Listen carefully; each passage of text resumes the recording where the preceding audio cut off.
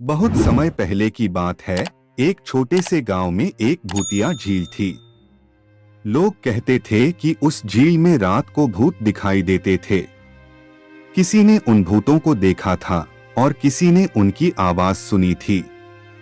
एक बच्चा था जिसका नाम सूरज था, जो उस गांव में रहता था। सूरज ने भी सुना था उस झील के बारे में और उसे भूतों से बहुत डर लगता था। पर एक दिन उसने अपने दोस्तों से बात की कि वह भी झील जाना चाहता है और उसे भूतों का रहस्य सुलझाना है। वह यह भी देखना चाहता है कि क्या सचमुच उस झील में भूत रहते हैं।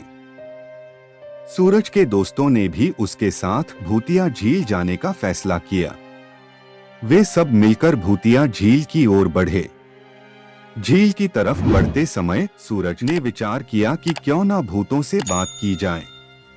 झील के किनारे पहुंचकर सूरज ने अपने दोस्तों से कहा, मुझे लगता है हमें इन भूतों से बात करनी चाहिए। सूरज के दोस्तों ने उसे रोका, नहीं, ये खतरनाक हो सकता है। पर सूरज ने डर को पार करते हुए कहा, मुझे लगता है हमें उन्हें जानना चाहिए कि क्यों वे यहाँ पर रहते हैं। वे सभी लोग आगे बढ़े और झील की तरफ चले। उन्होंने देखा कि वहाँ बहुत से भूत घूम रहे हैं। सूरज ने भूतिया झील के किनारे खड़े भूतों से पूछा, आप यहाँ क्यों रहते हैं? भूतों ने उसे अपनी कहानी सुनाई। वे कहा कि वे यहाँ अपनी अधूरी कहानी पूरी करने आते हैं, क्योंकि उनका मानना था कि वे जब तक अपना काम पूरा नहीं करते, हमारी कुछ इच्छाएं अधूरी रह जाती हैं। अगर वे पूरी नहीं होंगी तो हमें मोक्ष नहीं मिलेगा। तब तक वे आत्मा को शांति नहीं मिल सकती। भूत की इच्छा थी कि उनके पीछे उनके बच्चे खुशी से रहे और अच्छी शिक्षा प्राप्त करे, ताकि उनका भविष्य उज्जवल हो और हम निश्चित होकर मुक्त हो सके।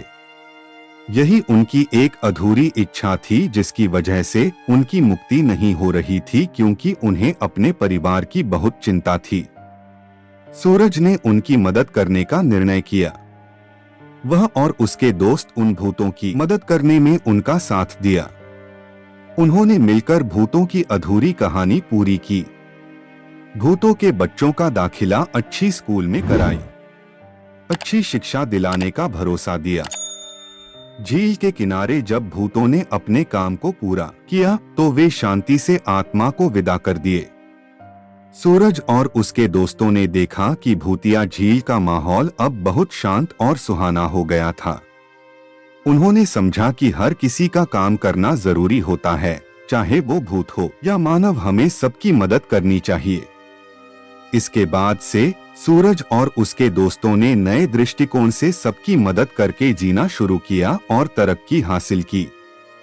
यह कहानी हमें सिखाता है कि हमें हमेशा एक स्थिति को समझने के लिए प्रयासरत रहना चाहिए और हमारे कर्मों में नैतिकता बनाए रखना चाहिए। भूतों की कहानी सुनकर सूरज ने उन्हें समझा और उनकी समस्या में सहानुभूति दिखाई।